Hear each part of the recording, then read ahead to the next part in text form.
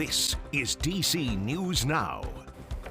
All right, thank you for joining us on DC News Now. I'm Shanika Grimshaw. We're going to get to your top stories in just a bit, but first we want to check in with meteorologist Jackie Layer. Now, Jackie, we are off to a really hot and humid start. Then we're expecting storms. Yeah, so we're going to be tracking that heat and humidity through the afternoon, but then that threat for those severe thunderstorms later on this afternoon and evening. So high temperatures expected to climb today into those upper 80s to lower 90s, but with that humidity, it's likely going to feel like it's closer towards the triple digits at times. Now, for that severe thunderstorm threat, we're talking about an enhanced risk, 3 out of 5 on that severe scale for the eastern half of the area, including D.C., the I-95 corridor, northern Virginia, southern Maryland as well. Still that slight risk, though, back out towards the I-81 corridor. That's 2 out of 5 on that severe scale. So the main threat with these thunderstorms will be the damaging wind gust. But then we also have that heavy rain and also the possibility of some hail with some of the strongest of those storms, too. So you have to look out for that. That tornado threat is low, but not zero. So certainly we'll keep a close eye on the radar for any of those tornado warnings that could potentially pop up.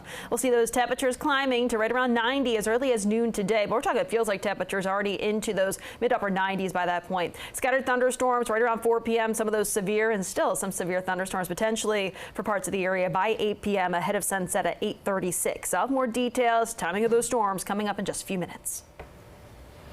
All right, Jackie, thank you. District leaders issuing a heat alert. Temperatures are expected to reach into the 90s. And if you plan to be outside for prolonged periods of time, you want to make sure you're staying hydrated with plenty of water and electrolytes and get in place with some AC.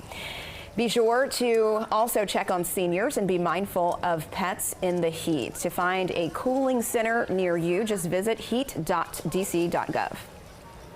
And meantime, yesterday's storms causing quite a mess in areas across the DMV. They've knocked down trees, bringing down power lines and leaving plenty of families in the dark. Flash flooding in parts of the area, and especially Montgomery County. Pepco is still working to turn the air conditioning back on for those without power. And right now, Pepco is reporting about 200 customers in Maryland and D.C. are experiencing outages. Pepco says if you have an outage, report it. They have a map on their website to let you know the estimated time the lights are slated to come back on. All right, in Virginia, Fairfax County Police are investigating a double shooting in Hybla Valley. Now, police found one victim near a gas station near the Walmart on Richmond Highway. Another victim was found nearby Richmond Avenue. Both were taken to the hospital, and they're expected to be okay. Police are still searching for the person responsible for the shooting. Information right now is that the shooting did not happen here at the gas station, but may have happened in the area. Our detectives and our crime scene are working quickly to try to locate that actual crime scene. But the victim ended up here. And in Maryland, a major shakeup in Prince George's County government. A new county executive is sworn into immediately making big changes. Now, that's including replacing the police chief, and our Tim Reed has more on the new direction. Wednesday afternoon, County Executive Aisha Braveboy appointed George Nader as the new police chief for Prince George's County. Nader says he's ready to hit the ground running, and Braveboy says this is a new direction to improve public safety. We want to say welcome to you, Chief George Nader. Braveboy quick to take action today, appointing a new law enforcement head. George Nader brings 32 years of law enforcement experience. He most recently served as deputy chief for Metro Transit, overseeing Homeland Security, intelligence, and investigations. I like to say that I am a man of faith, and I do believe that the Lord puts our path in front of us, and it's up to us to take that path. The truth is, we need someone here who's going to be committed to being in Prince George's County, and that is key because we have a lot of work to do. And I know that in George Nader, we have someone who has shown that commitment. Nader grew up here in Prince George's. He replaces former Chief Malik Aziz, who was a finalist for police chief in Phoenix, Arizona. Chief Aziz is no longer the chief of this department.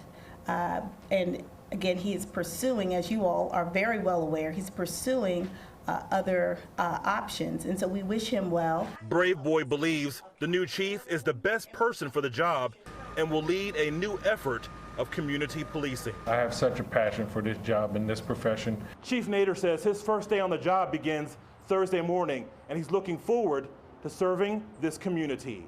In Largo, Maryland, Tim Reed, DC News Now. And in the district, council members meeting for more than 14 hours to go over the mayor's 2026 budget. Yesterday's meeting started at 10:30 a.m. and it stretched all the way to 12:38 this morning, hearing from over 379 witnesses. It's nearly a $22 billion plan. Mayor Bowser says it will generate jobs while supporting city services and programs, including $30 million for the police department to increase hiring and to create a new horseback unit, $270 million for teacher pay raises, and $681 million is earmarked for building a new stadium and a parking garage at the old RFK site. But some say it does not do enough for families in the district. We are on the brink of tens of thousands of residents losing health benefits, housing benefits, resources to feed their families and to put food on the table. And while I'm not interested in pointing fingers, it is the responsibility of our government to take care of our people. And I don't think the budget before us does that adequately enough. And the council is set to take its first vote on July 14th. All right, summer is here, which means it's tick season. The Virginia Department of Health says there are 16 different tick species in the Commonwealth. Only a select few of them commonly bite people. However, if you do get bitten, there's a chance you can catch one of the several different illnesses. Some of the common ones include Lyme disease, Rocky Mountain spotted fever, and alpha-gal, also known as the red meat allergy. Initial symptoms vary among the different diseases. Big things are kind of flu-like symptoms: fevers, chills, headache, fatigue, joint pain, muscle pain. But the big thing that's going to be a token is a rash. Particularly for Lyme disease, we're looking at like a bullseye rash. To avoid getting bit, you should apply an EPA-registered repellent like DEET and wear long pants and tuck the legs into your socks. They also say spray your clothes with an insecticide. All right, speaking of summer, it really does feel like summer out there, Jackie, today. Yeah, we're also going to be tracking that threat for some strong severe thunderstorms later on this afternoon with that high heat and high humidity that we're going to be dealing with also into the early afternoon. That severe outlook for the day today, that is right along the I-95 corridor, D.C., as well as Northern Virginia, Southern Maryland. We're talking that enhanced risk. That's 3 out of 5 on that severe scale. Slight risk just off towards the north and west, out towards the I-81 corridor. That's 2 out of 5 on that severe scale. But overall, we're going to be tracking those strong 2 severe storms later on this afternoon, 3 p.m. onwards through about sunset this evening. The main threat with these strong to severe storms will be those damaging wind gusts.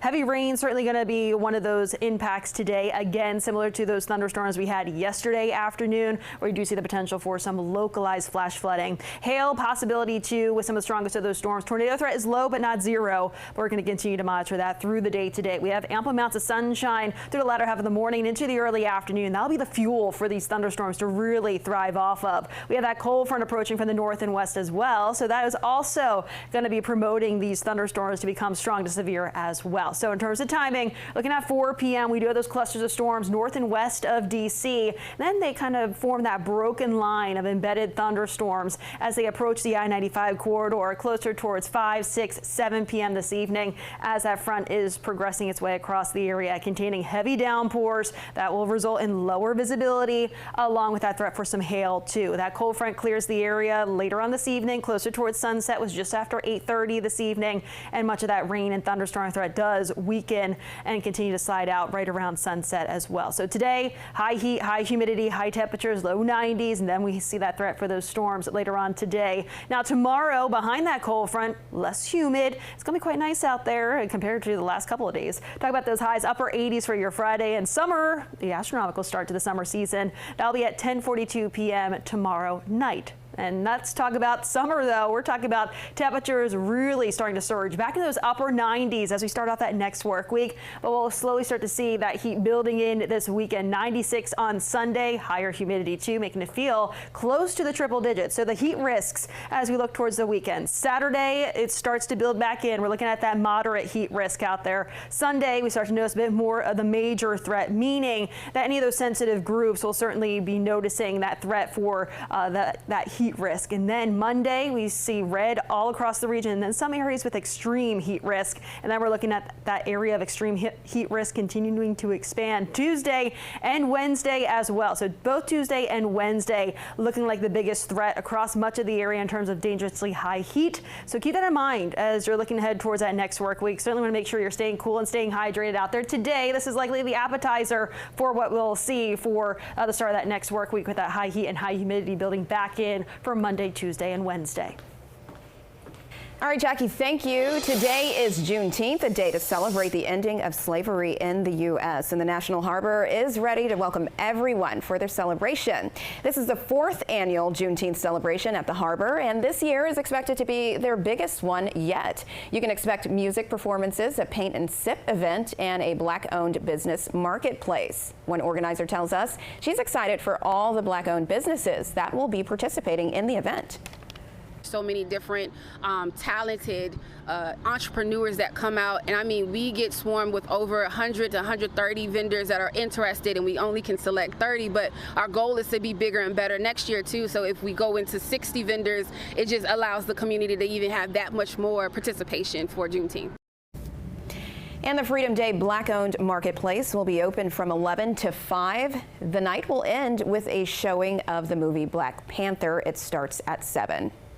And there are some important changes to WMATA schedules for Juneteenth today. Metro Rail will be on a Saturday schedule. Stations will close at midnight, and there will be free parking at all Metro garages and parking lots. Metro buses will be on a Saturday supplemental schedule. You'll have a bit more bus service than a typical weekend, but you'll be paying a regular fare.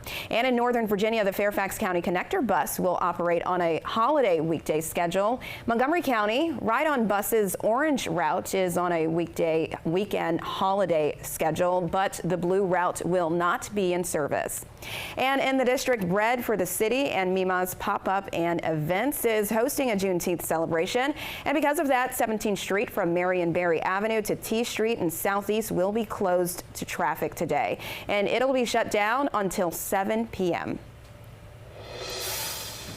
And a summer family tradition is back at Wolf Trap. Morning anchor Tanaya Wright has a look at this season of children's theater in the woods. It's a really fun experience for the kids and their families. Kate Bechtold is talking about children's theater in the woods, Wolf Trap's annual summer family-friendly tradition. We have a really diverse season from puppetry to dance, music, theater. There's really something for everyone. Children can really walk into the space and feel welcome. They can get up and move around and dance and not sit quietly with their hands in their laps. Bechtold says the fun continues after the show. We are in a national park, so you can come and picnic after the show. You can stay and play with some of our toys that we put out in the meadow. So really make a full day of it. We've always been dedicated to kind of bringing up that next generation of arts lovers. So we're really lucky to be able to kind of be their first foray into the performing arts. Performances run Tuesdays through Saturdays and on most Sundays until August 9th. One of the things that we focus on when we're booking our season is making sure that the children see themselves represented on our stage as well. So either from different backgrounds, cultures, religions, but also ages. It's really special for the kids in the audience to be able to see somebody like them on stage being a performer. We've definitely heard stories of people coming to the space, seeing a show, and then deciding, yeah, I'm going to take a dance class or I want to take a theater class. So really sparking that joy young, which is important. All right, that's all the time we have for you this morning on DC News Now. Be sure to stick around for more news and weather coming up on the news at noon.